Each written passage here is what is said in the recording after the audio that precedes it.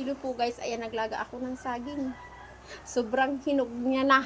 Hinog na talaga siya. Ito, mainit pa.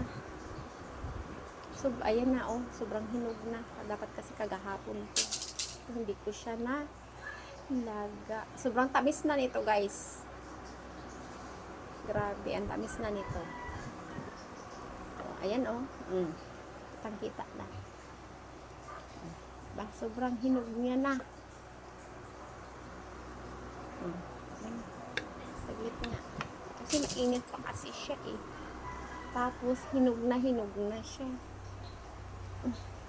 Ayan na. Agoy, mahulog mo siya sa tinidor. Ayan. Kain tayo. Ayan.